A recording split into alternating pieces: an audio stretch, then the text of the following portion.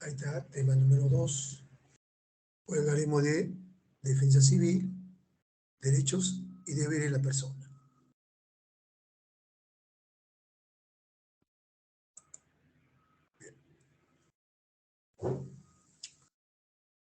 Es conocido como defensa civil, ¿no? O también sistema de defensa civil.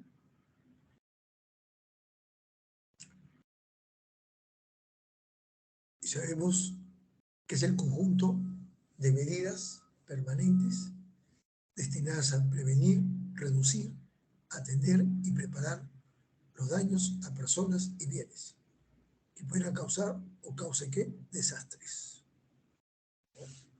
Es una organización con apoyo ¿qué? Gubernamental que opera en la mayoría de los países. Recordemos de que Defensa Civil fue creado el 29 de marzo de 1972. Fue creado durante el gobierno revolucionario de las Fuerzas Armadas, en su primera etapa, dirigida por Juan Velasco Alvarado.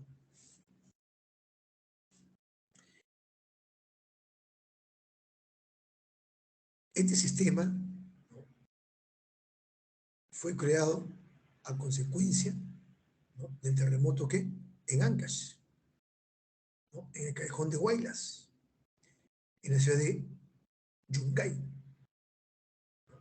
el 31 de mayo de 1970.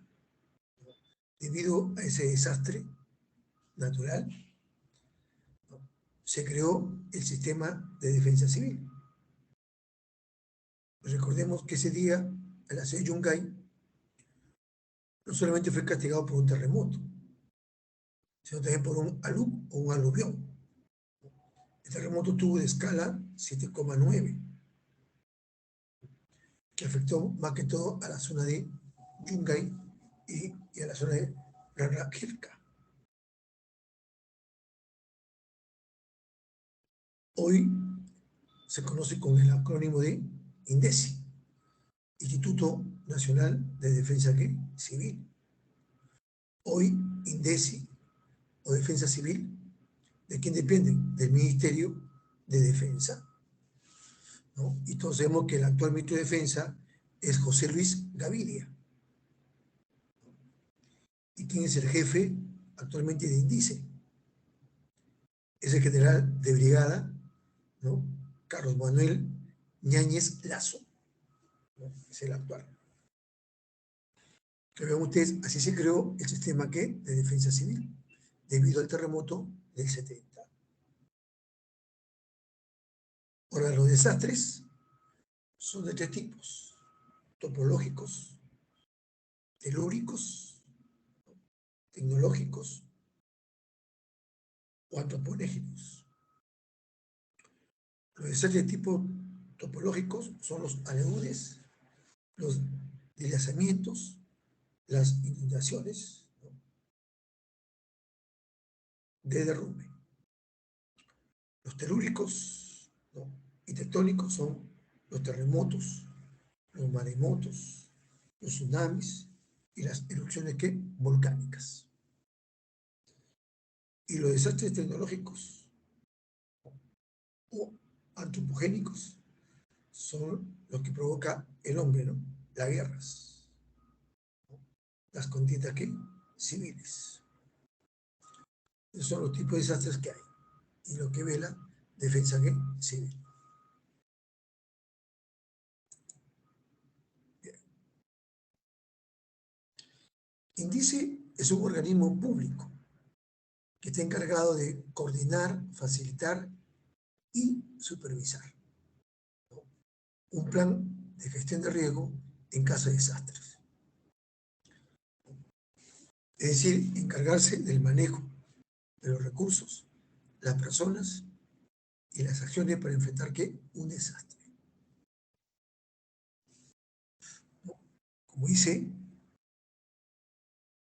Tato, es defensa civil y defensa civil es tarea de todos. ¿Qué funciones tiene el sistema de defensa civil? facilita que la preparación, respuesta y rehabilitación en caso de desastre. Difundir formas de prevención y cuidado en caso de desastre. Supervisar la preparación, la respuesta y rehabilitación en caso de desastre.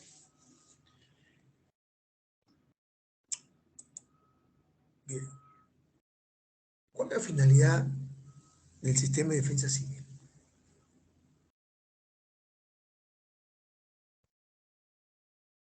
Su fin es satisfacer las necesidades para enfrentar con éxito los conflictos y desastres, ¿no?,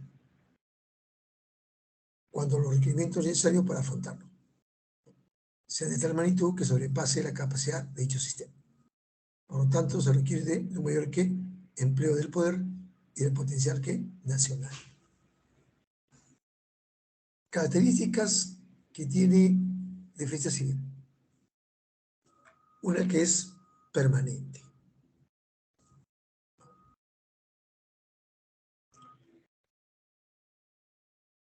Entonces, ¿permanente en qué sentido? Porque todos sabemos que el Perú es un país sísmico. Y por lo tanto, tenemos que estar, ¿no?, permanentemente en un sentido preventivo. La defensa civil tiene que estar constantemente preparando a la población, ¿no?, para hacer frente a los desastres, con eficacia.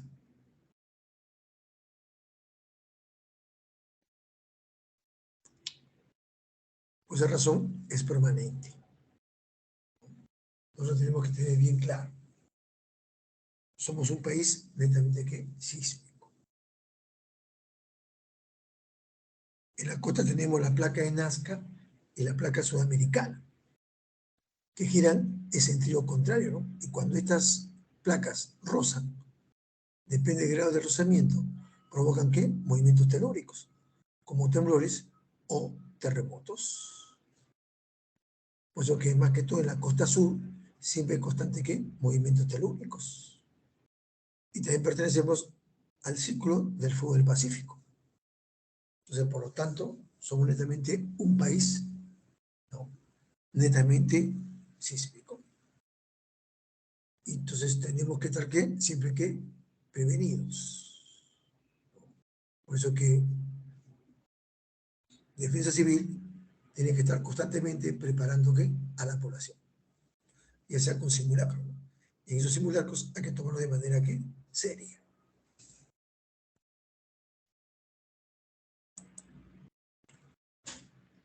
Otra característica es humanitario. ¿En qué sentido humanitario? Porque ¿cuál es su función principal ahí? Proteger la vida y la salud de la población. Todos sabemos que la protección de la vida y de la salud es un derecho de la persona humana, por eso que es humanitario, solidario.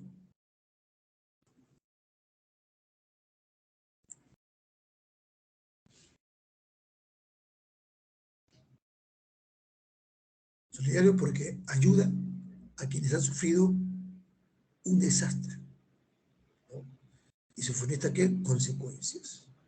Entonces, tiene que ser, entonces debe ser solidario, ¿no? Integracionista. Sabemos que un desastre tiende a integrar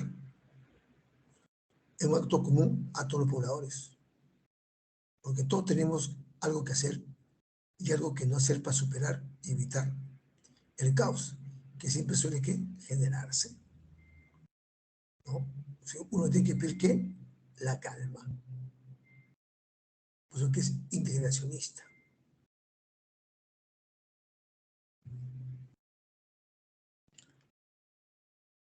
También es multisectorial, ya que el servicio civil abarca de manera nacional y de manera internacional, a fin de realizar operaciones de emergencia. Aquí interviene tanto el sector público como el sector privado.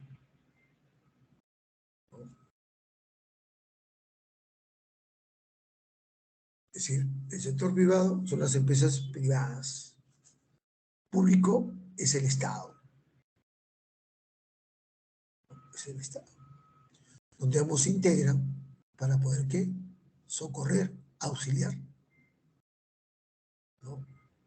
La zona que ha sido dañada.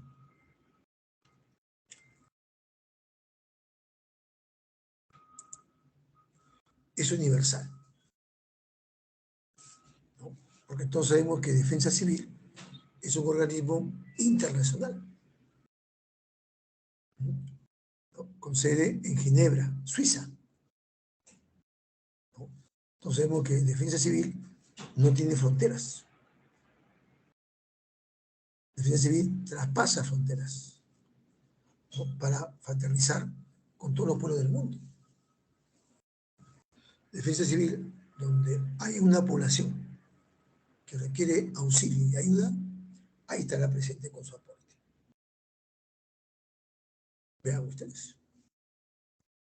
Esas son las características, ¿no?, de Defensa Civil. Sus principios. El apoyo, ¿qué? Mutuo. Eso que consiste es una cooperación voluntaria. Es un intercambio recíproco. Es un esfuerzo, ¿qué? Compartido. Autoayuda.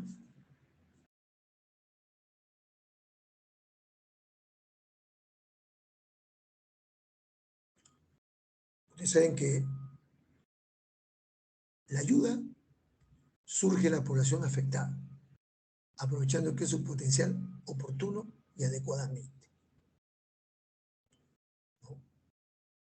Seguridad, mantener el bien común. Convergencia de esfuerzo.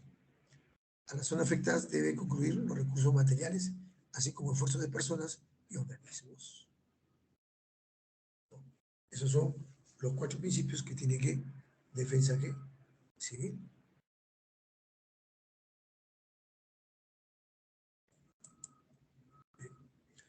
Etapa de Defensa Civil, ¿no? Prevención, que es antes. Emergencia, que es durante. Y rehabilitación y reconstrucción, que es después.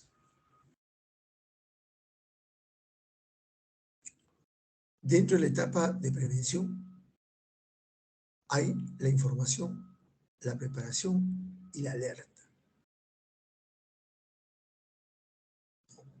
Recordemos que INDECE o Defensa Civil se mantienen como informador y educador de personas. Preparación es la etapa donde se practican las actividades de prevención. El simulacro es una práctica. Alerta. Defensa Civil tiene vigilado cualquier alerta de desastre para que esté listo para recurrir, ¿qué?, a la ayuda. Por eso que es importante participar, ¿qué?, en los simulacros, ¿no? Y también es importante, ¿no?, leer los trípticos o los afiches que Defensa Civil distribuye, ¿no? Leerlos para estar informado, para estar prevenido ante un desastre, ¿qué?, natural. Ahora, durante el desastre, ¿qué te aconseja INDECE? 1, mantener la calma. 2, ubica una zona segura. 3, evitar hacer llamadas. Que se recomienda utilizar, ¿qué?, los mensajes, ¿qué?, de textos. Esta es la segunda etapa, que es la etapa de emergencia, ¿no? Y eso uno tiene que organizarlo desde su casa, ¿no? Por ejemplo, la vía hacia la puerta principal de tu casa tiene que estar libre el pasadizo. No colocarse ni una mesa, no colocarse ni un mueble. de que está libre. Desde ahí tenemos que estar planificados. Pues si no, INDECI, Defensa Civil, tarea de todos. Y a veces no estamos prevenidos, ¿no? Y a veces la gente, durante un desastre telúrico, ¿no? A veces fallece porque entra en pánico. Hay que mantener que la calma. Hay que colocarse en las zonas seguras de tu casa, ¿no?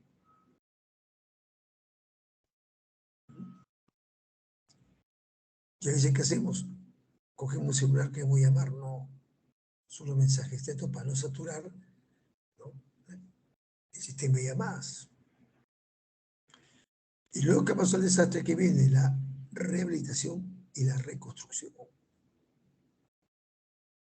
Y eso viene a ser un conjunto de acciones programadas, ¿no?, y destinadas a promover la recuperación y el desarrollo integral. Tendrá que establecer el nivel de desarrollo socioeconómico de los lugares afectados. No, no aprovecharse, ¿no?, porque muchas veces nos aprovechamos. Todas las donaciones que se dan es para la zona y para las personas que han sido afectadas. Y es deber del Estado de llevar a cabo la reconstrucción.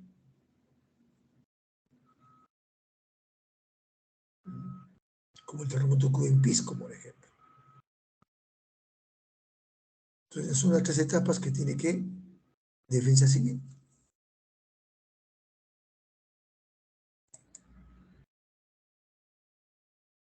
Bien, ese es cuanto a lo que es Defensa Civil. Ahora, nuestros derechos.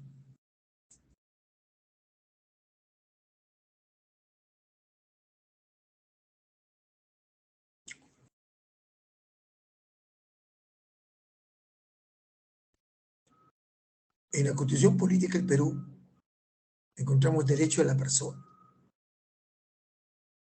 Dice, la defensa de la persona humana y el respeto de su dignidad son el fin supremo de la sociedad y del Estado. Dice, los deberes de la persona. Todos los peruanos tenemos el deber de honrar al Perú y de proteger los intereses nacionales, respetar, cumplir y defender la Constitución y el ordenamiento jurídico de la nación. Bueno, los derechos son facultades inherentes a la persona.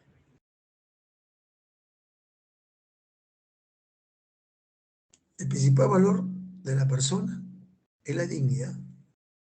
La dignidad no se hipoteca, la dignidad no se vende. Y mira acá es claro, y lo dice la Constitución. Deber en la persona, dice. Dice, ¿no? Respetar, cumplir y defender la Constitución. Y defender que el ordenamiento jurídico de la nación. Eso quiere decir, profesor, cuando se intenta quebrar, por ejemplo, pongamos que Castillo de golpe de Estado. ¿Cuál es nuestro deber? Todos salir a la calle. Todos. Porque aquí dice bien claro. Dice, respetar, cumplir y defender la Constitución y el ordenamiento jurídico de la nación. ¿Qué quiere decir eso? El ordenamiento jurídico. Mantener los tres poderes del Estado de acuerdo a la Constitución. Sino que como no hemos leído la Constitución, desconocemos esto. Entonces, es el deber de la población salvaguardar el ordenamiento jurídico, evitar que se quiebre el orden constitucional. Listo. Se tiene que respetar lo que la mayoría decidió en las urnas. Y así como otros museos, como tenemos el deber de votar, de sufragar, porque es obligación votar, ¿no? También es nuestra obligación que se respete el orden jurídico de la nación, que se respete el orden constitucional. Así que cualquiera que intente hacer golpe de Estado, el pueblo tiene que salir a las calles, porque así lo ampara la Constitución, porque así es su deber. Eso que quede claro. Eso que no, nuestro Perú.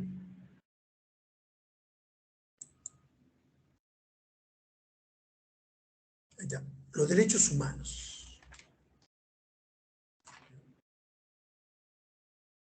¿Qué son los derechos humanos?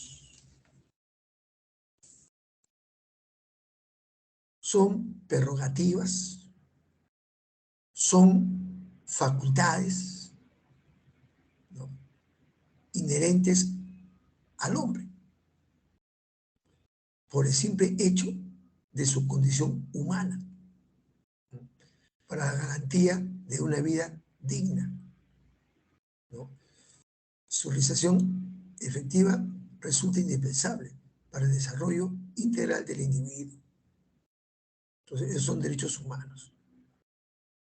¿Qué son los deberes? Son tareas en la cual cada uno de nosotros está comprometido a cumplir. ¿O qué son deberes? Son obligaciones que debemos desarrollar no solo por nuestro bien, sino por el bien de todos. Estas tareas o compromisos hay que cumplirlos con gusto, con alegría. Nadie los puede cumplir por ti. Entonces, por lo tanto, los deberes ciudadanos son aquellos que obligan al hombre por los preceptos naturales, cívicos o religiosos a que se sujeta a cumplir con sus obligaciones. Y estos dos conceptos básicos debemos tenerlos en nuestra mente ante cualquier circunstancia.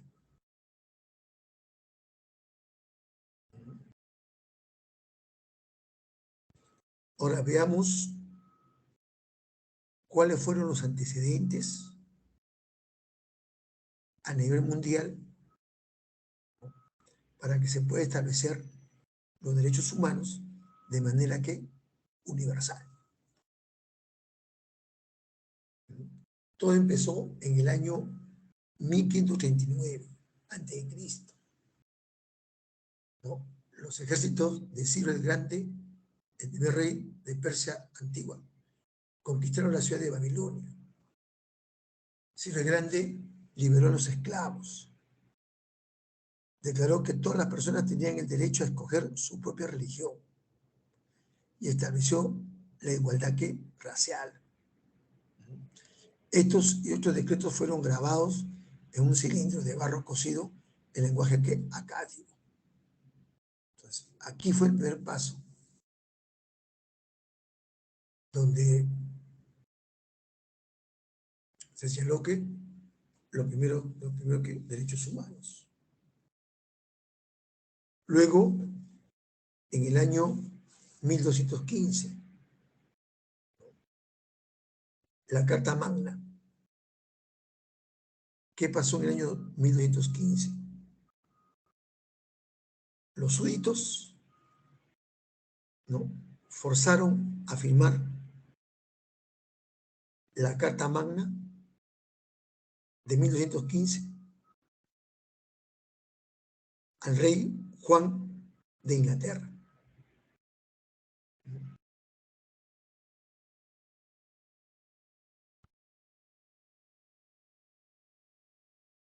Por haber violado, ¿no?,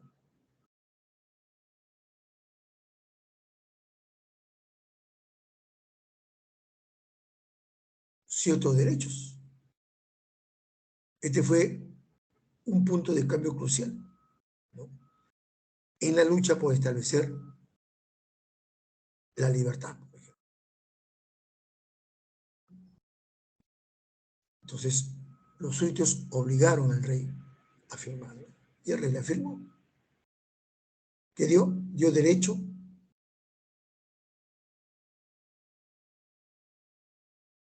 al inglés que está libre. Los ciudadanos libres a poseer y heredar propiedades. Prohibición, ¿no?, al gobierno y a la mala conducta de sus funcionarios, que sea penado.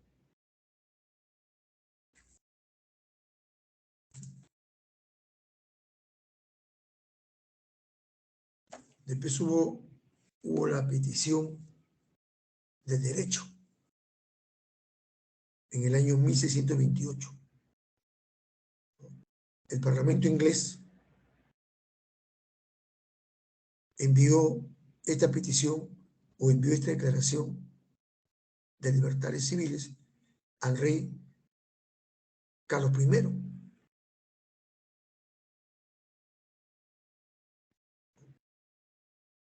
Al rey Carlos I, ¿qué?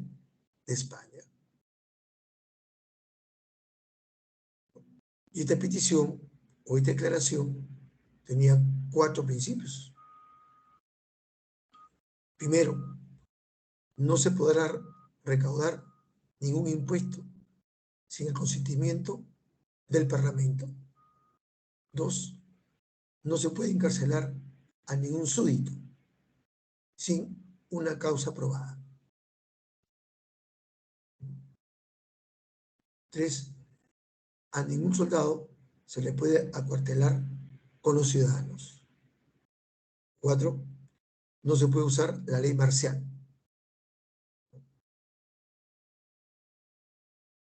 En tiempo de paz. Entonces, estas 4 peticiones, ¿no?, del derecho de 1628 fue enviada por el Parlamento inglés, ¿no?, al rey Carlos I de España. Ahí se sustentaba, ¿no?, el derecho ¿qué? De libertades civiles.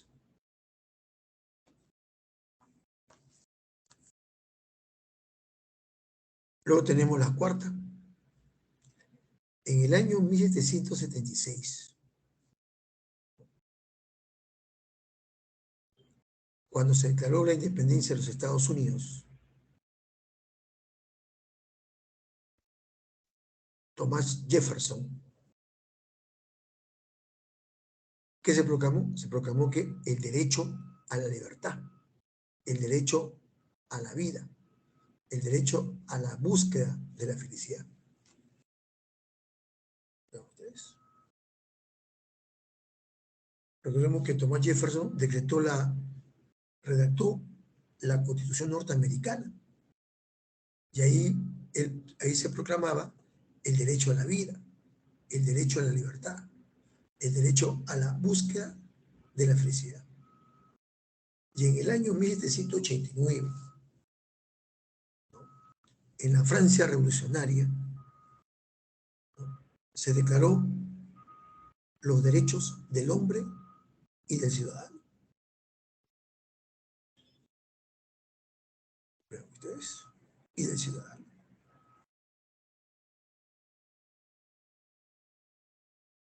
En dicho documento, ¿qué establecía? Que todos los ciudadanos son iguales ante la ley.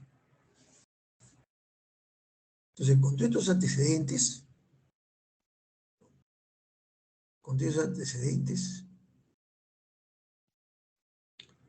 se dio la Declaración Universal de los Derechos Humanos, que fue adoptada por la Tercera Asamblea General de las Naciones Unidas en 1948 en París, Francia. Se proclamó los derechos a nivel ¿qué? Universal.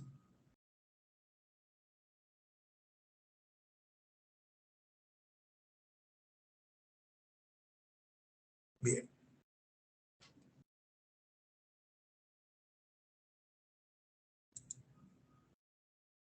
Ahí está. Los derechos humanos.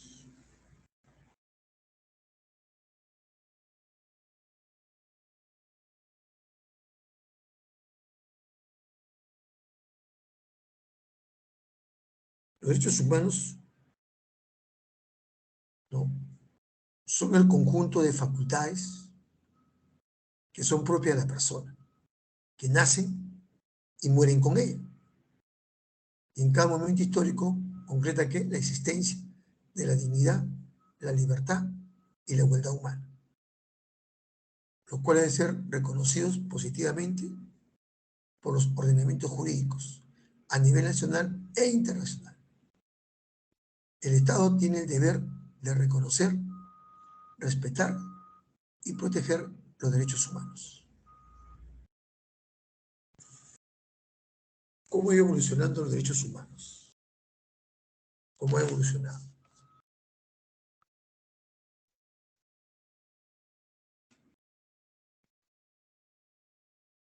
¿No? Los derechos humanos se han dividido en 3 generaciones. Y esto se hizo por primera vez en el año 1979 por Karel Basal. ¿Qué hizo? Él lo asocia a cada uno de los grandes valores proclamados en la Revolución Francesa, ¿no? ¿No? Libertad, igualdad, fraternidad. Libertad, igualdad y fraternidad.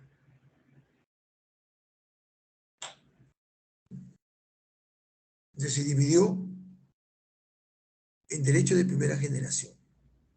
Estos derechos surgen a partir, ¿no?, surgen a partir de la Declaración de los Derechos del Hombre y Ciudadano, que fue adoptada en la Revolución Francesa, en el año 1789, donde se anunció que los hombres nacen y permanecen libres, iguales en derecho.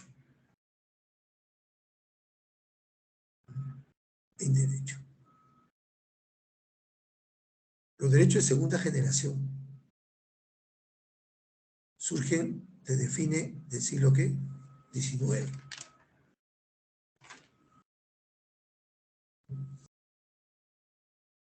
Surgen debido a la revolución, a la segunda revolución industrial, que se dio en los Estados Unidos. Porque ahí surgen producto de conflictos sociales. La lucha por los derechos laborales. Laborales. Y los derechos de tercera generación surgen después de la Segunda Guerra Mundial, cuando se aprueba la Declaración Universal de los Derechos Humanos, ¿no?, en 1948. Bien, entonces, los derechos de primera generación surgen a partir de la Declaración de los Derechos del Hombre y del Ciudadano, ¿no?, en la Revolución Francesa. Y los derechos de segunda generación,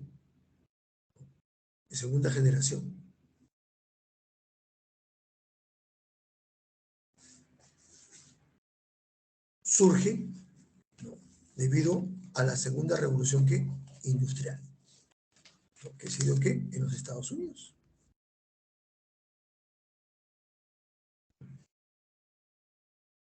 Y los derechos de esa generación surgen después de la Segunda Guerra Mundial, cuando se aprueba la Declaración Universal de Derechos Humanos, en 1948.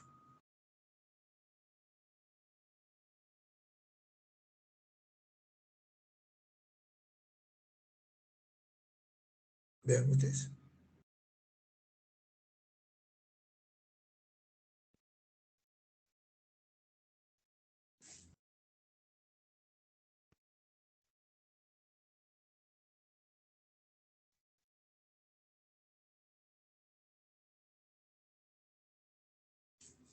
Bien.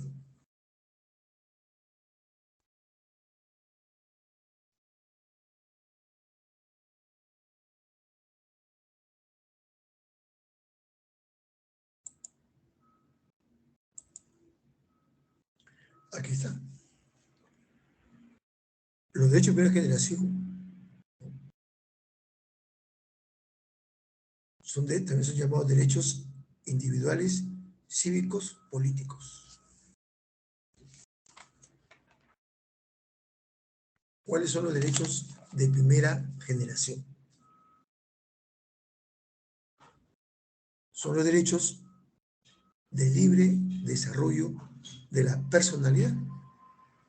Son el derecho a la vida, el derecho a la honra o reputación, el derecho al libre tránsito, el derecho a la libertad de reunión y asociación, el derecho a la libre expresión, información, el derecho a la igualdad, el derecho a la no discriminación, ni raza, sexo, religión. ¿Derecho qué? A la libertad. Derecho a la no explotación, ni trata de personas. Derecho al debido proceso. Derecho no a la esclavitud. Derecho a la integridad física. Esos son derechos de primera ¿qué? Generación.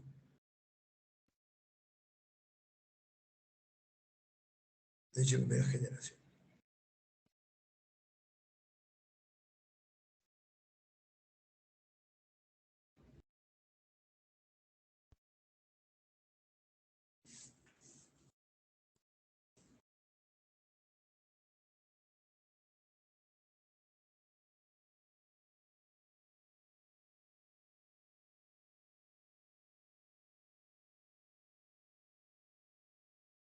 Bien.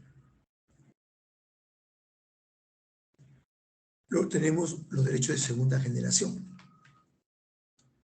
o también llamados derechos sociales, económicos, culturales, que surgieron a consecuencia de la segunda revolución industrial que se dio en los Estados Unidos. Es más, estos derechos de segunda generación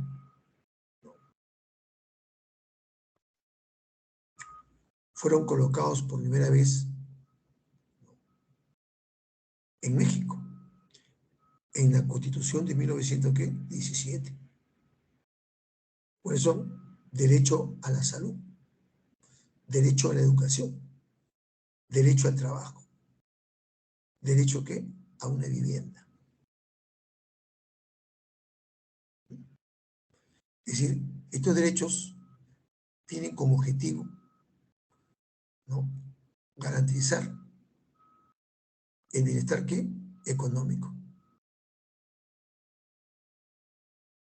El bienestar económico.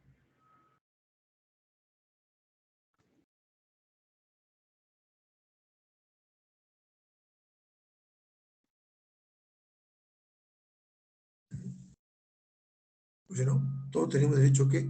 A educarnos.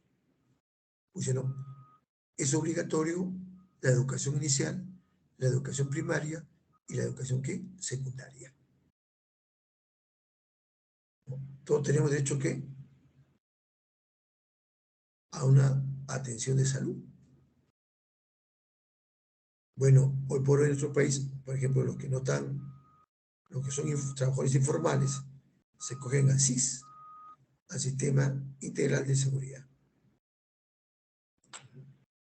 Los que trabajan, ¿no? Los que trabajan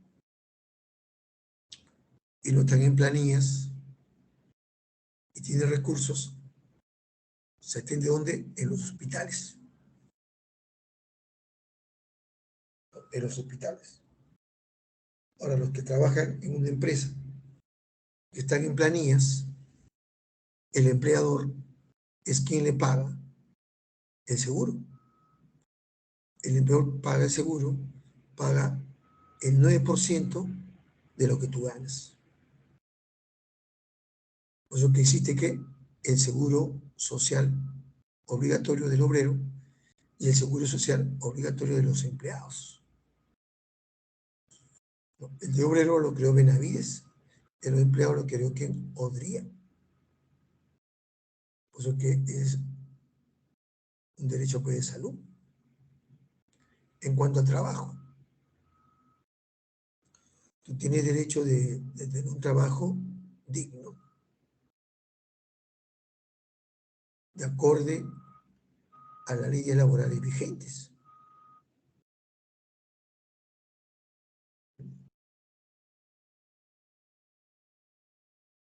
De acuerdo a las leyes laborales ¿qué? Vigentes.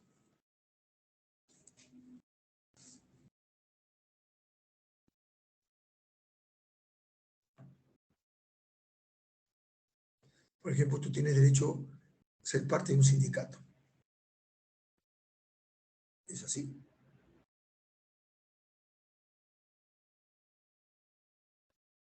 Es una realidad.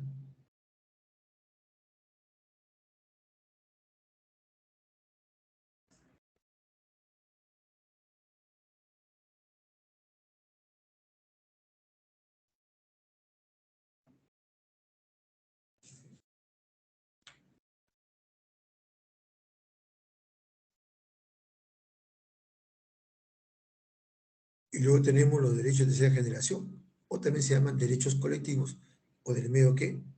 Ambiente, o del medio ambiente, o del medio ¿qué? Ambiente.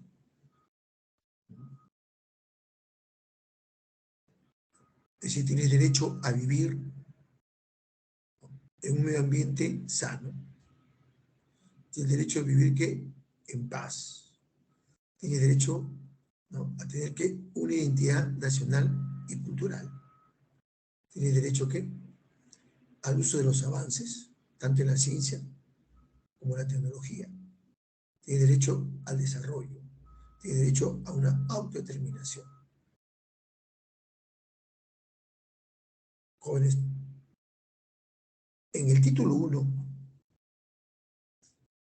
de la Constitución actual de 1993, ¿no?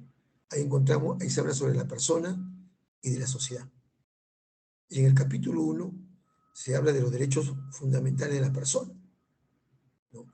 En el artículo 1 dice defensa de la persona humana. Dice la defensa de la persona humana y el respeto de dignidad son el fin supremo de la sociedad y del Estado. Y en el artículo 2 de nuestra Constitución, ahí encontramos derechos fundamentales de la persona, donde dice, toda persona tiene derecho a la vida, a su identidad, a la igualdad ante la ley, a la libertad de conciencia y de religión, a la libertad de información, opinión, expresión.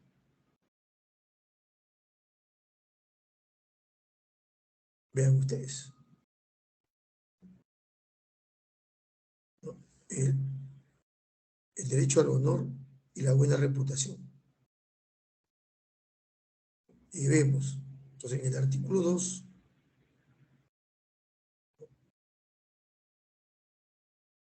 hay 24 incisos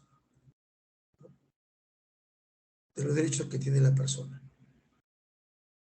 En el artículo 3 encontramos los derechos constitucionales. Y en el capítulo 2 ahí encontramos los derechos de segunda generación, que son derechos sociales y económicos.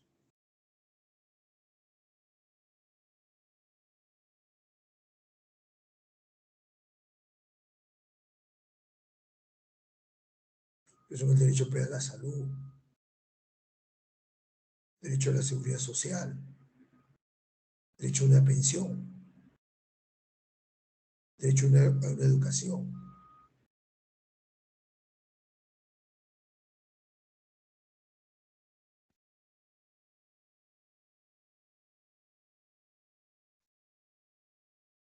También hablas de derecho a una educación universitaria, ¿no? De calidad.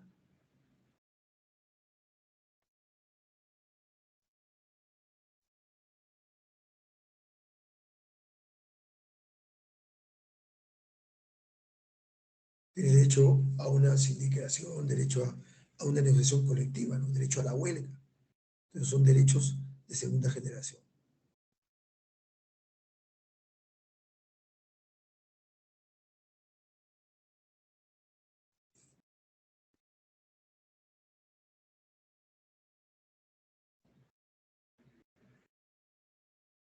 Bien, entonces hemos dicho los tres derechos, ¿no?, que existen, ¿no? Primera generación, segunda generación y tercera generación.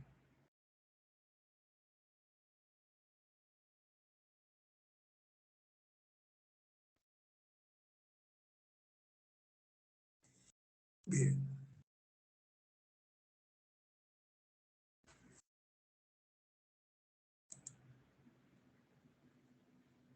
los derechos de la mujer.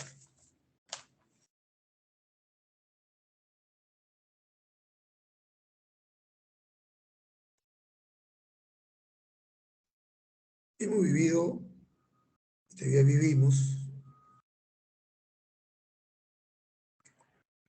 por muchos años, la mujer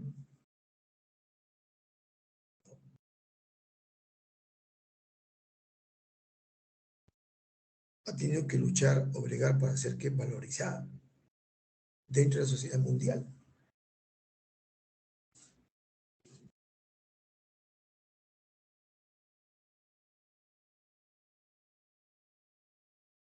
Cuando la mujer empieza a ganar sus derechos, a partir del año 1946,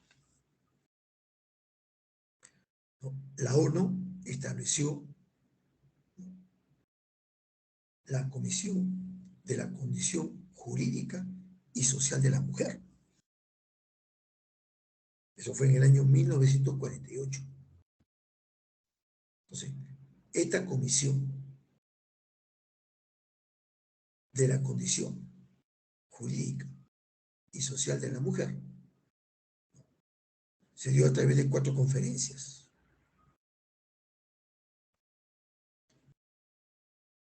En México, en Dinamarca, en China, en el país de Nairobi, en África. Se dio una conferencia en América, una conferencia en Europa, una conferencia en África y una conferencia en Asia, para que se vaya concientizando que la mujer tenía derechos.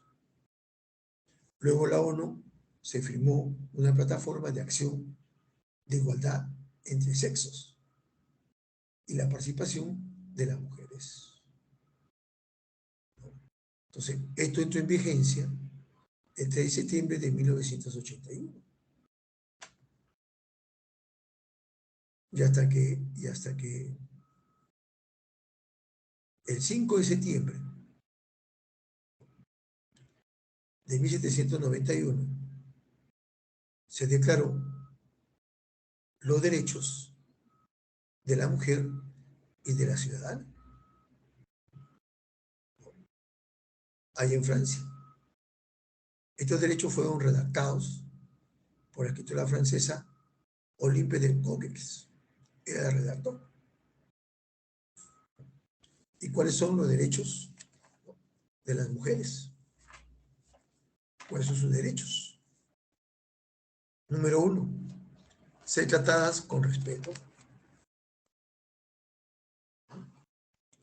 contar con protección inmediata y efectiva por parte de las autoridades, recibir información veraz y suficiente que le permita decidir sobre las opciones de atención, contar con asesoría y representación jurídica gratuita y expedita, recibir información, atención y acompañamiento médico y psicológico, acudir y ser recibidas con sus hijas e hijos en los casos de violencia familiar, en las casas de emergencia y en los centros de refugio.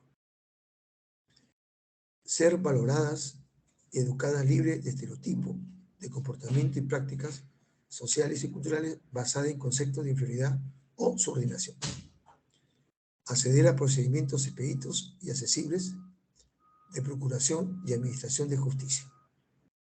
Recibir información en un idioma o lengua materna sobre sus derechos y el progreso de los trámites judiciales y administrativos. El derecho a la protección de su identidad y la de su familia. Estos son los derechos, ¿no?, que fueron redactados por la francesa, ¿no?, Olympe de Gouges el 5 de septiembre de 1791, ahí en Francia, ¿no?, y entraron en vigencia el 3 de septiembre de 1981. Por ejemplo, aquí en el Perú, las mujeres poco a poco fueron ganando su espacio en nuestra sociedad. En nuestra sociedad.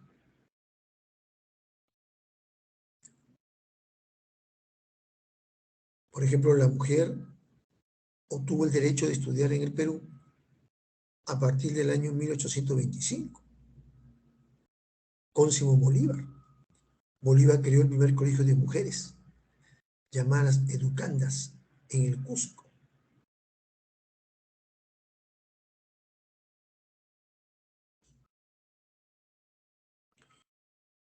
Luego las mujeres se ganaron el derecho de ingresar a las universidades, acá en el Perú, y fue en el año 1908,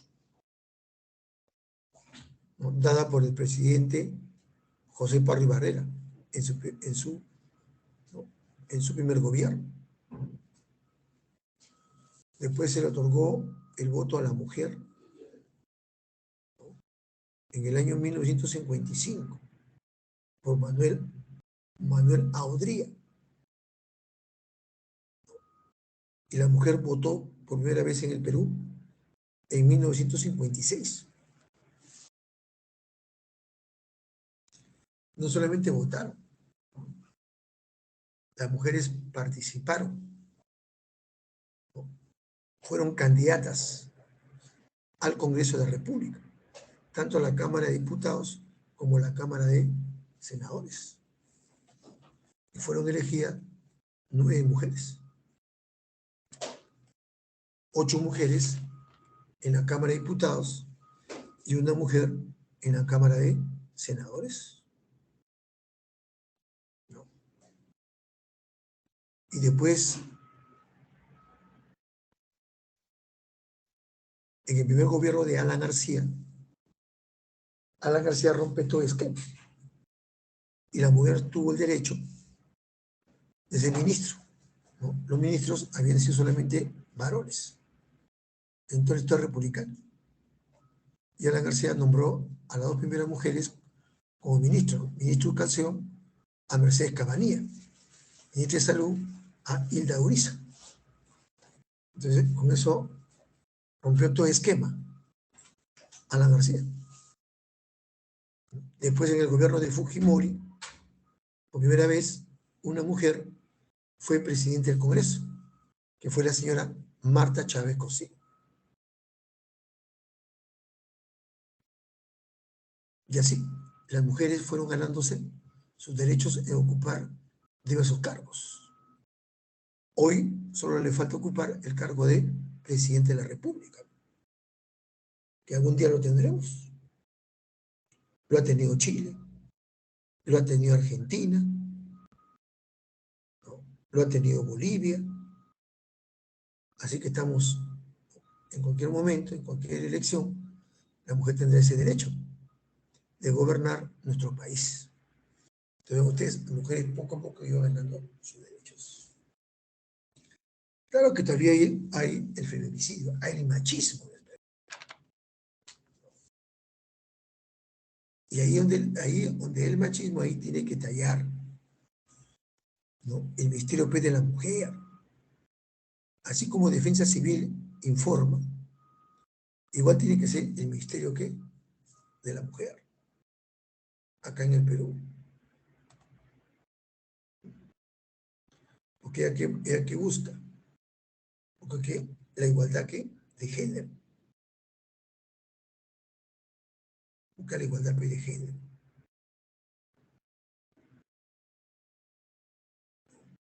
Con ese objetivo se creó que el Ministerio de la Mujer.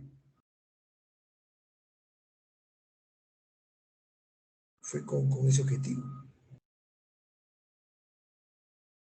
Pero a veces vemos que no cumple pues a cabalidad, ¿no? Es el Ministerio de la Mujer y poblaciones que vulnerables.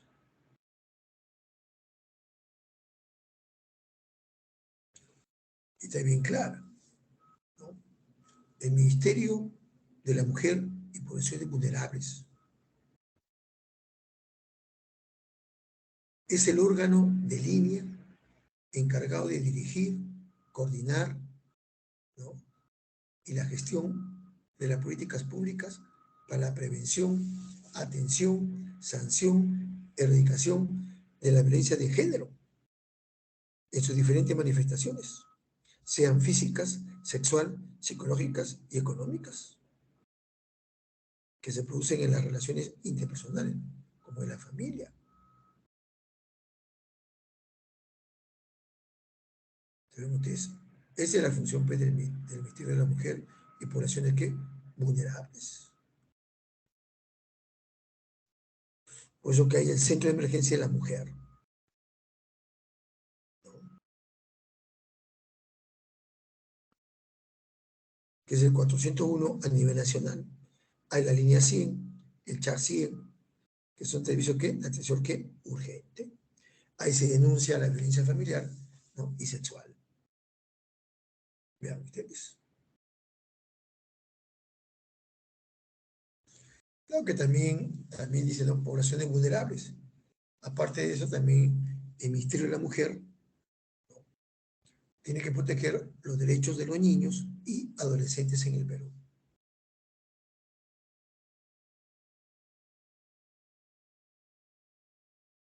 Entonces vean ustedes,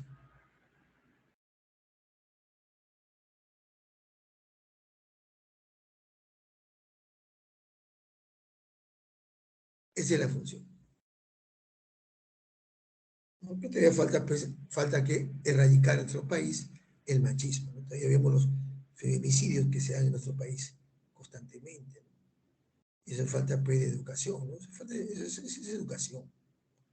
Educar a la población desde pequeños, ¿no? Que se debe respetar a la mujer, no pues a la violencia, ¿no?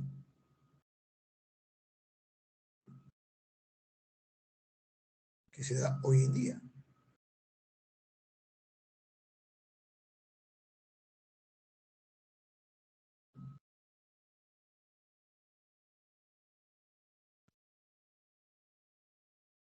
La actual ministra de la Mujer y Población Vulnerable es Diana Mirolavich, es actualmente la ministra ¿qué? De la Mujer. Vean ustedes. Bien, ahora, los derechos y deberes de los niños, ¿no?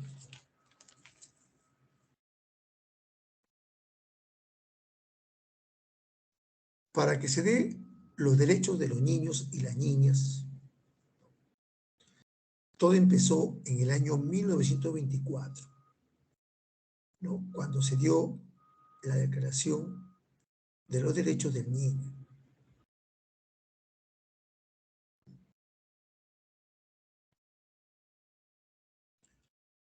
Y luego en el año 1934 se aprobó el texto de la Carta Mundial de Bienestar ¿qué? Infantil, que fue aprobado por la ONU, o bueno, en esa época se llama Sociedad ¿qué? De Naciones. Luego fue reafirmada por la Liga de Naciones. Y hasta que en el año 1959, ¿no?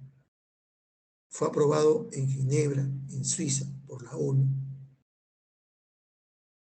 la Declaración del Derecho del Niño y decretó que el Día Universal del Niño, el 20 de noviembre de 1959. Estos tres procesos fueron lo que pasaron. Primero, se dio la Declaración de los Derechos del Niño en 1924. Luego se aprobó el texto de la Carta Mundial del Bienestar Infantil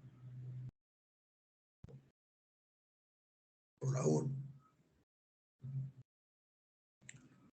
Y luego fue reafirmado en 1934. Y ya en 1959 fue aprobado el 20 de noviembre de 1959 como el Día Universal del Niño, en Ginebra, Suiza, ¿no? Ya por la ONU. Entonces, estos son los derechos universales de los niños y las niñas. Dice, todos los niños y las niñas tienen derecho a tener derecho sin ser discriminado, a gozar de una seguridad social, a tener un nombre y una nacionalidad, a disfrutar de alimentación, vivienda, recreo y servicios médicos adecuados, a recibir atención y cuidados especiales cuando el niño sufre algún impedimento físico, mental o social. El derecho al amor y a la familia, el derecho a la educación, el derecho a ser los primeros en recibir atención en situaciones de emergencia, el derecho al buen trato, el derecho a la protección contra todo tipo de discriminación y a la seducción en la tolerancia frente a las diferencias. Entonces, esos son los 10 derechos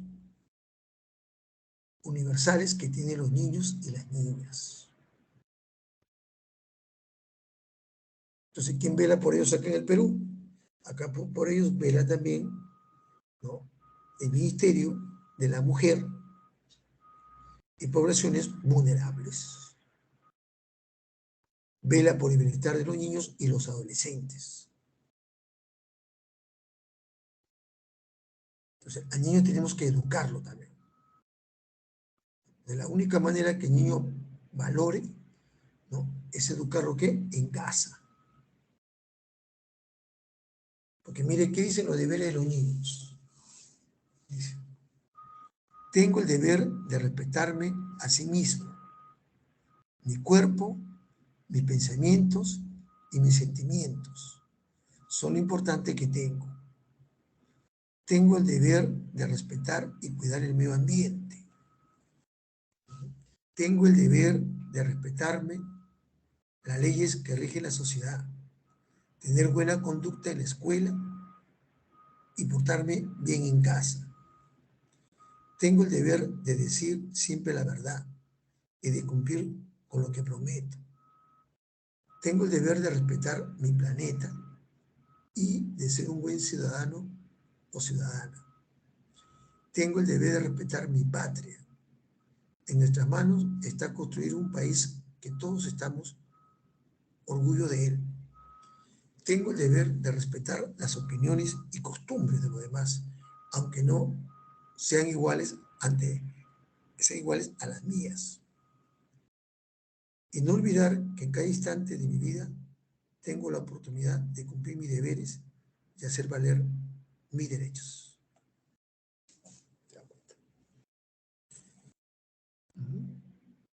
Si nosotros formamos con estos objetivos a los niños y niñas, ¿no?, desde que entran uso de razón, tendríamos una distinta sociedad. Pero a veces, ¿qué ocurre? A veces los padres apañan a los niños o se sienten orgullosos porque hizo una acción negativa. Ah, mi hijo es vivo, mi hijo es despierto. No, no, no, no. Hay que corregirlos. Por ejemplo, enseñarle a respetar a su hermana, no agredirla, no insultarla, para que así vaya creciendo, que se respeta a la mujer. y así terminar con la violencia, pues, hacia la mujer. Así puede terminar con los feminicidios. Sino que estos deberes, estos derechos, poco los han leído. O poco el padre le ha leído peso a sus hijos. Vean ustedes. Y eso es claro. Se tiene pues que saber que respetar.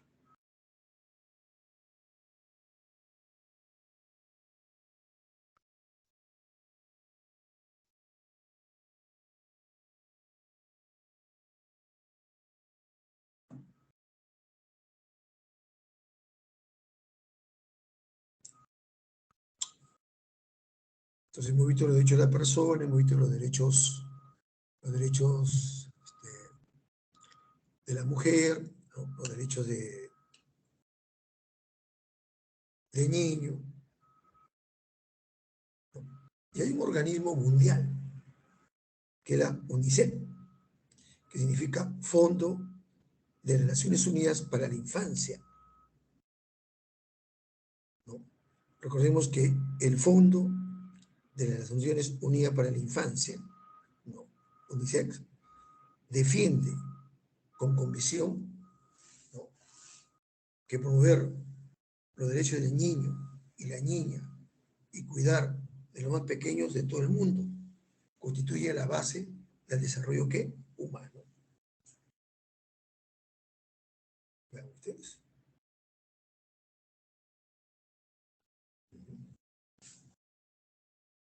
¿No? UNICEF trabaja en los lugares más difíciles del mundo para llegar, ¿qué?, a los niños y niñas, ¿no?, y adolescentes, a los más desfavorecidos, y para proteger los derechos de ellos en toda parte.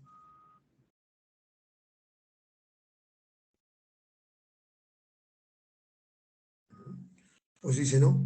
UNICEF trabaja para promover el cumplimiento de los derechos de los derechos de niños y niñas y adolescentes acá en nuestro país. Sino que UNICEF es un organismo de la ONU y el Perú es parte de la ONU. El Perú es parte de las Naciones, ¿qué?, Unidas. Vean ustedes. Y la UNICEF tiene su oficina central en Nueva York, en Estados Unidos.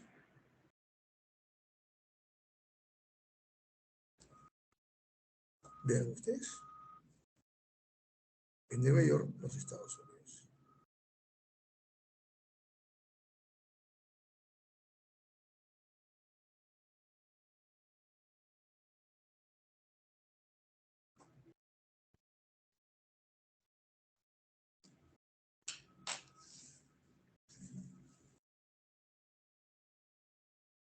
El actual presidente de la UNICEF es Torren Hunters, es el actual presidente. Bien, ahora, luego tenemos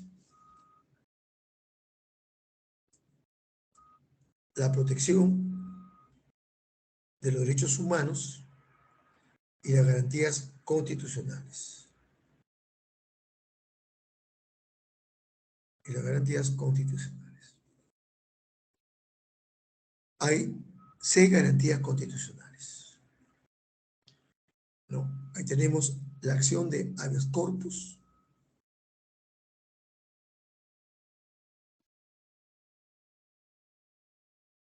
la acción de amparo, la acción de habeas data, la acción de inconstitucionalidad, la acción popular y la acción de cumplimiento.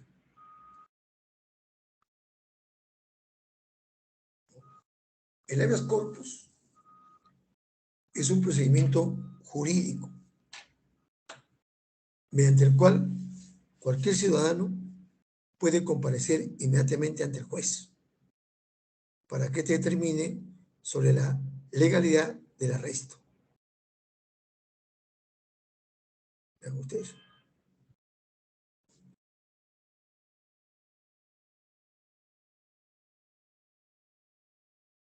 Es decir, cuando a ti te han cortado tu libertad individual, tú presentas que un habeas corpus.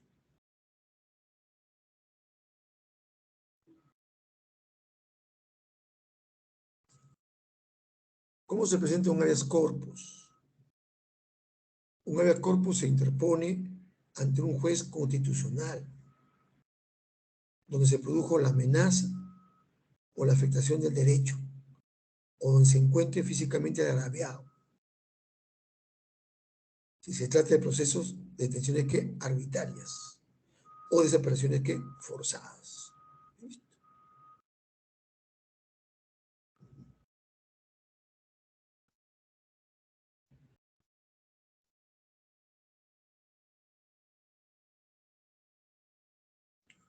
Cuando a ti te han detenido, dice la Constitución, cuando a ti te has detenido por un delito, y para investigar dicho delito, ¿no?, tú puedes estar detenido 72 horas. Más de 72 horas, no. Al presentar tu habeas corpus. Pero si es por delito de terrorismo, puede estar detenido hasta 5 días. Hasta 5 días. Es decir, en otras palabras, el habeas corpus, ¿no?, es un procedimiento destinado a la protección del derecho a la libertad que personal.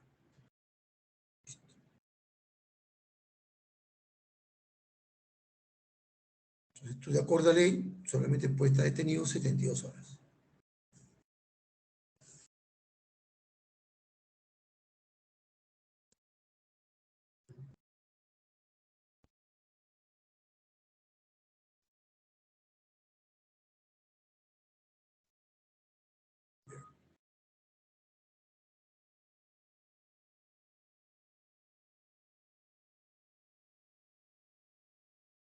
Luego tenemos la acción de amparo.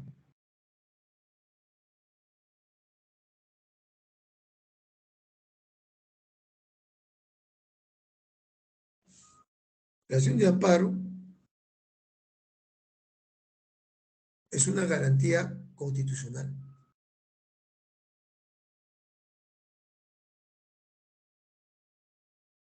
La acción de amparo procede contra el hecho o omisión por parte de cualquier autoridad, funcionario o persona que vulnera o amenaza los demás derechos reconocidos. ¿Sí? Nadie te puede amenazar.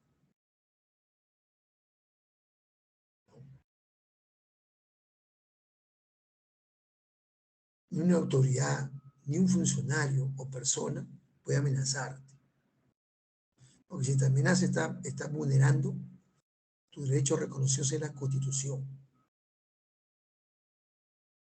Listo. Pero si te amenazan a ti, ¿no?, de muerte, uno tiene que ampararse.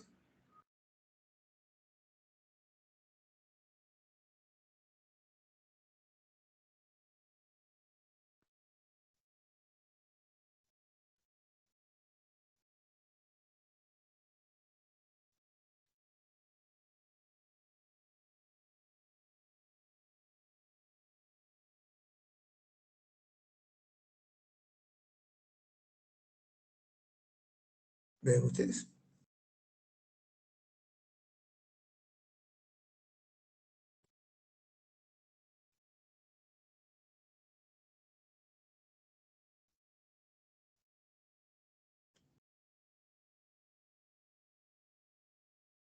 En tu trabajo tampoco, por ejemplo, un funcionario de tu trabajo ¿no?, que te amenace. No puedes. Tú piensas que es actuación de amparo. ¿Sí?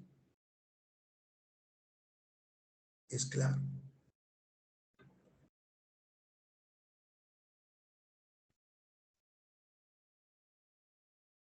Luego tenemos el habeas data. El habeas data es un recurso de agravio constitucional. Protege dos derechos fundamentales. ¿Cuáles son? El acceso a la información y a la autodeterminación informativa o protección ¿qué? De datos personales. De datos personales.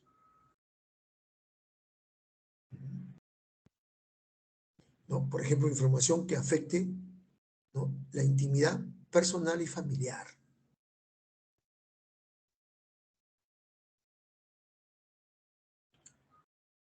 Salvo que sea por mandato del juez. Por ejemplo, el juez puede ordenar que se levante la libertad ¿qué? De comunicaciones. Ahí sí. Que se levante la libertad de comunicaciones.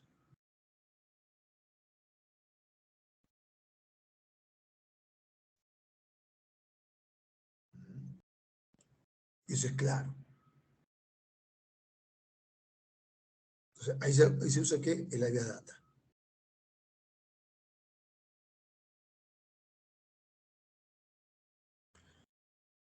La acción de inconstitucionalidad.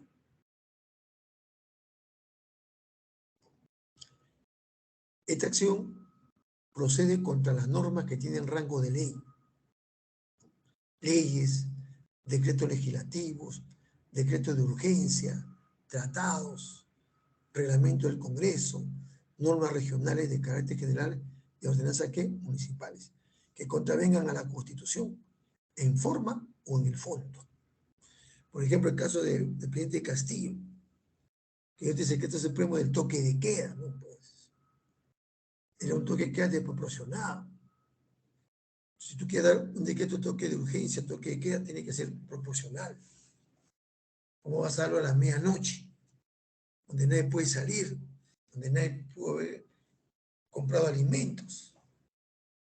Entonces, hay esa presentación de inconstitucionalidad, porque ese decreto, ¿no?, de urgencia no estaba de acuerdo a la Constitución.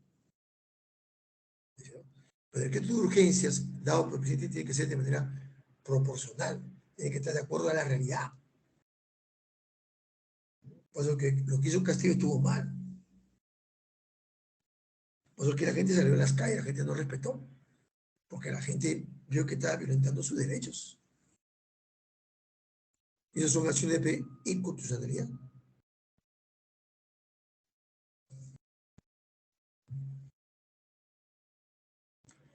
Ahora, la acción popular procede por infracción de la Constitución y de leyes contra reglamentos, normas administrativas y resoluciones de carácter general, cualquiera sea la autoridad de la que emane.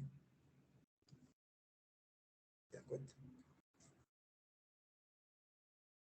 O sea que todo colegio, toda universidad, toda cooperativa, toda institución tiene su reglamento o tiene normas pues administrativas que estén concorde con las leyes y la Constitución, no hay problema. Por ejemplo, si tú trabajas en un lugar y una norma es que tú vayas a trabajar con terno, corbata, tienes que hacerlo. Si no, va a tener una sanción. ¿Te das cuenta? Porque está normado, está reglamentado. Ahora, la acción de cumplimiento, ¿no?, que procede contra cualquier autoridad, ¿no?, o funcionario que renuente a acatar una norma legal o un acto administrativo, sin perjuicio de la responsabilidad de la ley. Por ejemplo, a ti te despiden de manera intempestiva de tu trabajo, ¿no? Entonces tú vas a presentar, ¿no?, tu demanda ante un juez especializado, ¿no?, a una sala que laboral. Y el juez va a ordenar que te reponga. Entonces tú vas con tu resolución. Tú vas ante la autoridad o ante el funcionario, por ejemplo, ¿no? Supongamos que tú trabajas en la SUNAT y te sacaron de manera intempestiva sin un argumento. Entonces el juez va a ordenar que te recorporte. Tú vas con tu que te vas a la autoridad competente que le compete la SUNAT para que te reponga tu cargo. Entonces, tiene que cumplirlo más, porque si no cumple, no, él asume las responsabilidades ante la ley. Listo. Pues ese es bien claro. Toda autoridad, todo funcionario que tiene un cargo, que es jefe, y le emana una resolución judicial, tiene que acatarla, tiene que aceptar. Listo. No puede ser renuente a la acatación. Hasta después costar el cargo. ¿Sí? Es decir, jóvenes, estas garantías constitucionales, ¿no?, protegen los derechos humanos. Protegen los derechos humanos.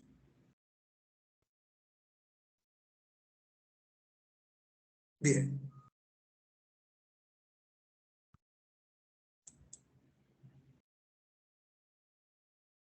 Luego tenemos el Sistema Interamericano de Derechos Humanos. Tenemos el Pacto de San José. Tenemos la Comisión Interamericana de Derechos Humanos. Tenemos la Corte Interamericana de Derechos Humanos. Y tenemos la Carta Democrática Interamericana. El Pacto de San José también se conoce como la Convención Americana sobre Derechos Humanos, suscrita tras la Conferencia Especializada Interamericana de Derechos Humanos el 22 de noviembre de 1969 en la ciudad de San José de Costa Rica y entró en vigencia el 18 de julio de 1978. Constituye una de las bases del sistema interamericano de protección de los derechos humanos. La Corte establece la obligación para los Estados partes del desarrollo progresivo de los derechos económicos, sociales y culturales contenidos en la Carta de la OEA como medio de protección de derechos y libertades. Establece dos órganos para conocer de los asuntos relacionados con el cumplimiento de la Convención y de la Convención, ¿no? La Comisión, que está acá, la Comisión, y la Corte Interamericana de Derechos Humanos. Nosotros hemos firmado el Pacto de San José, por eso que acá no podemos establecer la pena de muerte. Si nosotros queremos establecer la pena de muerte por homicidio calificado, o queremos establecer la pena de muerte a los violadores, ¿no?, tendríamos que retirar la firma, ¿no?, de este Pacto de San José. Tendríamos que retirar la firma de la Convención Americana sobre Derechos Humanos. Y tendríamos que cambiar el artículo 2 de la Constitución, donde dice: toda persona tiene derecho a la vida. Al que está por nacer se le considera que nacido. ¿Se dan cuenta? Vean ustedes. Entonces, lo que ha acordado la Convención Americana sobre Derechos Humanos, lo que ha acordado el Pacto de San José, hay dos órganos que hacen que se cumpla, ¿no?, lo que dice la Convención Americana sobre Derechos Humanos. Y ahí tenemos a quiénes. Ahí tenemos, número uno, a la Comisión Interamericana de Derechos Humanos. Aquí dice: es un órgano no judicial, con competencia respecto a todos los Estados miembros de la OEA. ¿Cuántos países conforman la OEA? 35 países, que cumplen un mandato no solo de promoción, sino también de protección de los derechos humanos. La función principal de la Comisión es promover la observancia y el respeto de los derechos humanos en el continente. Su sede queda en Washington, Estados Unidos. Vean ustedes.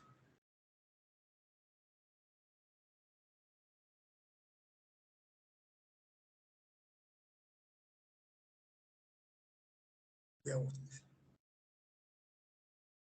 Entonces, él vela que se cumpla en los 35 estados americanos. En cambio, la Corte Interamericana de Derechos Humanos es un órgano jurisdiccional, autónomo de la OEA. Esta fue creada por la Convención Americana.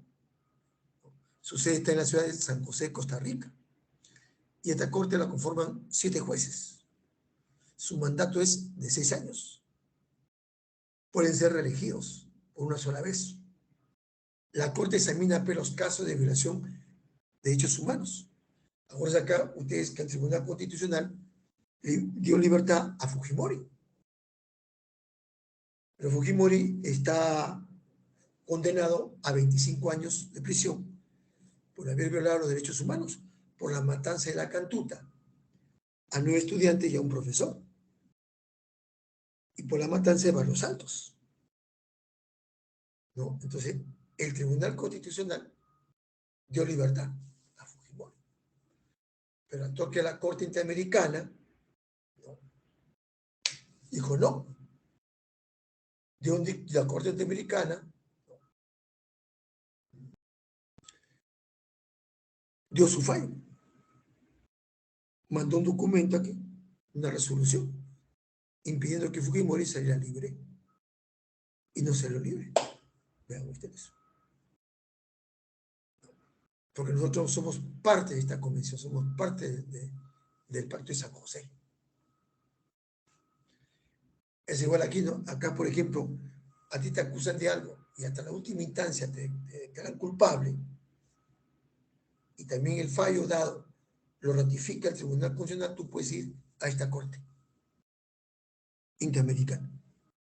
Por ejemplo, muchas personas en época de terrorismo, profesores, por ejemplo, fueron acusados de terroristas, fueron condenados, estuvieron años en la cárcel. Y muchos de estos profesores demandaron al Estado peruano ante esta corte y ganaron el juicio. Ganaron el juicio.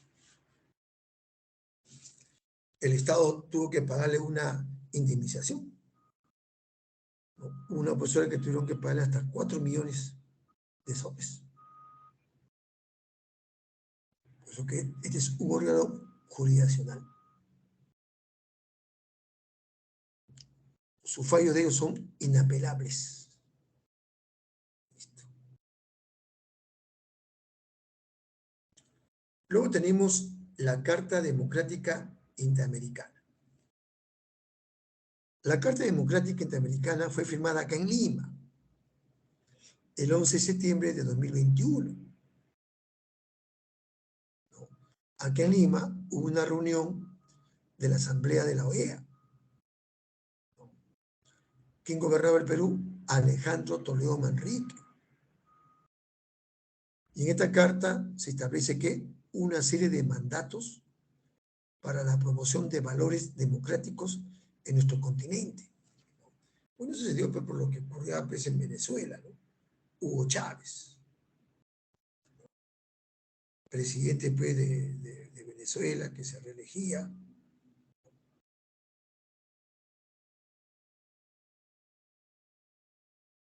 Y ahora pues Maduro, ¿no?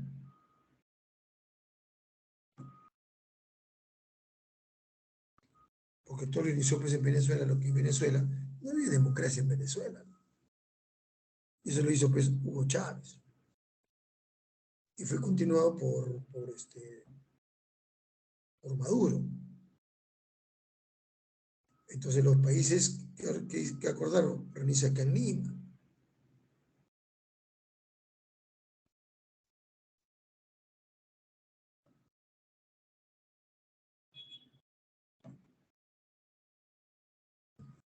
¿Y qué dice, por ejemplo?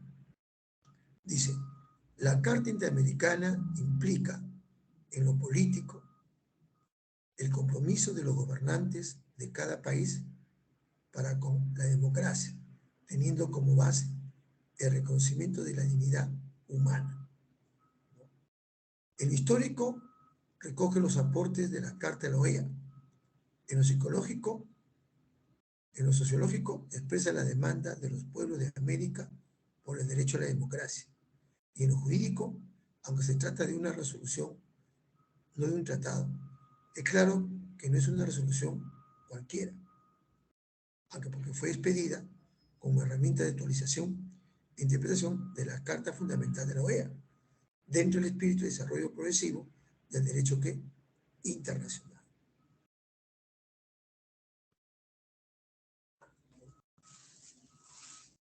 Que vean ustedes, Hugo Chávez murió en el 2013. Entonces, ¿qué se pedía? El retorno democrático en Venezuela. Pero en Venezuela, pues, mientras el dictador lo tenga de la mano a las fuerzas militares, se mantiene en el cargo. Lamentablemente, ¿no? Y cuando tú partes del pueblo, lo acostumbras, ¿no?, a recibir una serie de beneficios, apoyan al dictador, y una minoría es la que sufre las consecuencias. Pero no se ve de manera adecuada. Ustedes vean el caso de Venezuela, el caso de Cuba, el caso de Nicaragua, ¿no? Por eso que se firmó esta Carta Democrática Interamericana. Y acá en el Perú tú ves, ¿no?, que la gente sale a la calle a protestar, a reclamar, ante el cambio ¿no?, de Castillo, de querer de convocar una asamblea constituyente para hacer una nueva constitución. ¿No? Vean ustedes. Entonces, este es el sistema interamericano de derechos humanos.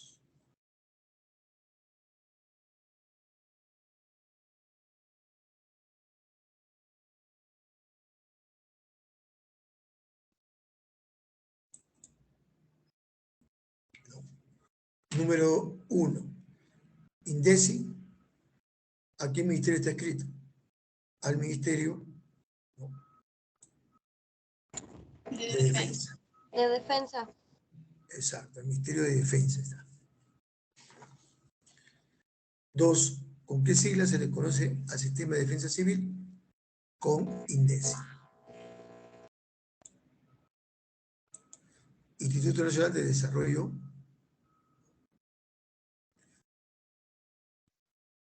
Dice, los temblores o terremotos, ¿no?, son desastres Telúricos. Topográfico.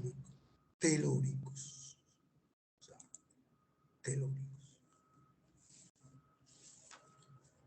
Los derechos humanos, ¿a quién protege? A A todas las toda personas de persona. excepción. Claro, a toda persona sin excepción. Así tú has cometido un delito, tienes derecho a un debido proceso. Es así, ¿no? Toda persona sin excepción. El Ministerio de la Mujer y Poblaciones Vulnerables vela a erradicar ¿qué? La E. Exacto, La la violencia de género. Eso es contra la mujer, ¿no? Los famosos feminicidios, ¿no?, el machismo.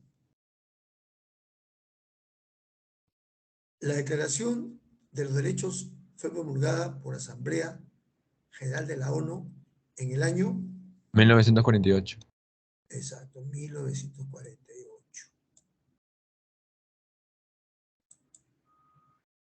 ¿No?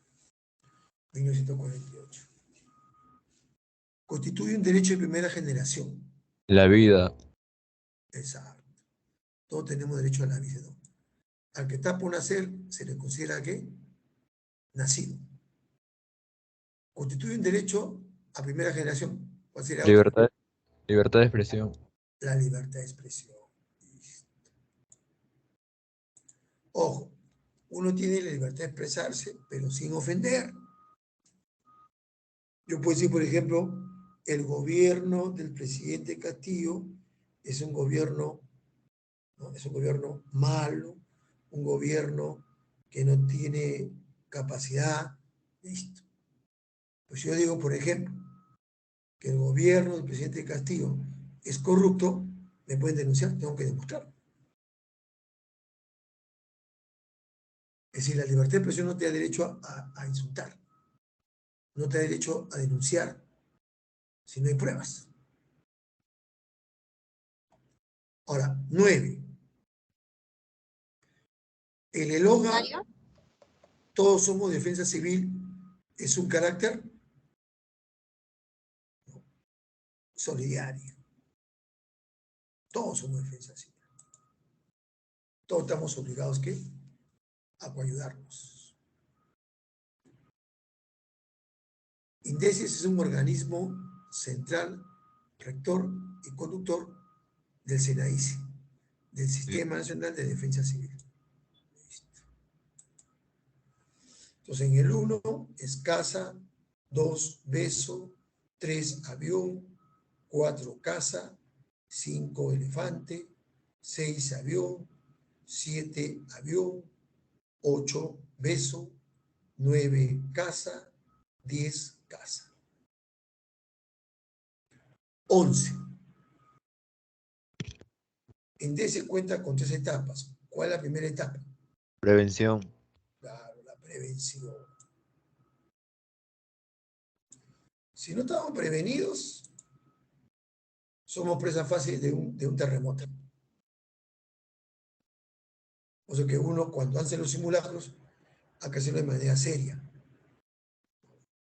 A veces lo hacemos sin la responsabilidad del caso. No es una característica de los derechos humanos. Prescriptibles. Esa. 13. El deber y derecho que tienen los padres procrear, cuidar, mantener y educar a los hijos corresponde al concepto de ¿La D? paternidad responsable. Hoy está penado por la ley, ¿no?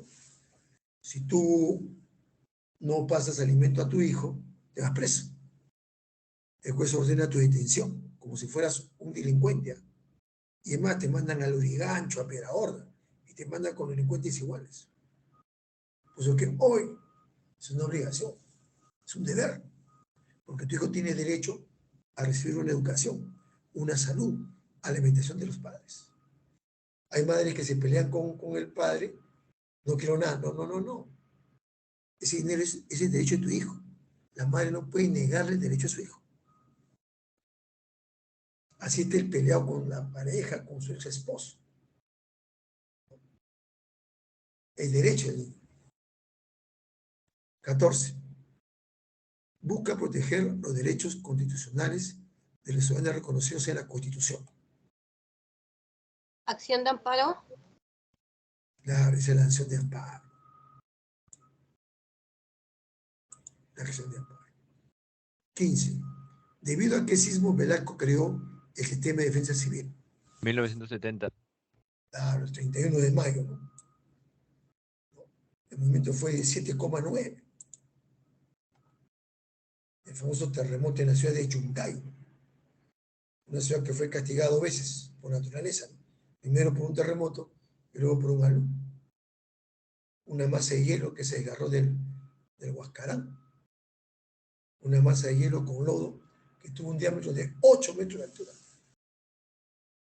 16. ¿Dónde fue proclamado los derechos de la mujer y de la ciudadana? Francia. Francia.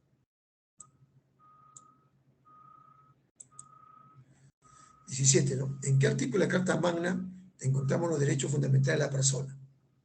2. En el artículo 2. Ahí encontramos. Constituye un derecho de segunda generación. Trabajo. Claro, todos tenemos derecho al trabajo, sin explotación. Tiene que estar de acuerdo a la ley. ¿No? Depende, ¿no? Si uno trabaja, por ejemplo, en las MIPES, que son medianas y pequeñas empresas, ahí te pagan menos del sueldo mínimo. Pero basta que tengas más de 20 trabajadores, tiene que pagarte el sueldo mínimo, ¿no? Que ahora en mayo es 1.035 ha subido, ¿no? 19. Sede de la Corte Interamericana de Derechos Humanos, sigla IDH. San José, Costa Rica. San José, Costa Rica. Ahí encontramos la Corte. Es la última instancia que uno puede recurrir ahí. Ante cualquier juicio que te entable, ¿no? Puede concurrir hasta ahí la última instancia, ¿no? Los fallos de ellos son inapelables. Elabora la Carta Magna del 93, ratificando los derechos humanos.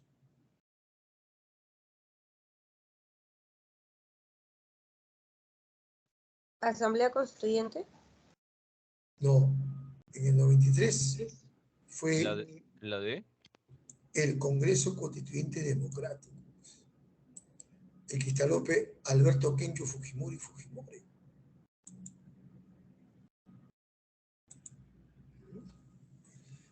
El que tuvo como presidente a Jaime Yoshiyama Tanaka. El Congreso Constituyente. Ya que los derechos humanos fueron colocados primeros en la Constitución de 1979. Ya todos los derechos que hoy ya tenemos, ¿no? Primera generación, segunda generación, tercera generación. Y fue ratificado acá en el 93. Por eso que no es necesario hacer una nueva constitución. Que se pueda modificar ciertos artículos, se puede modificar. Y lo puede hacer el mismo Congreso. No se podemos estar gastando dinero. Porque una asamblea constituyente cuesta dinero. Pagarle a los asambleístas. Hay que gastar en votación, en elección. Y ahorita con la crisis que vivimos no estamos para eso, pues, lastimosamente.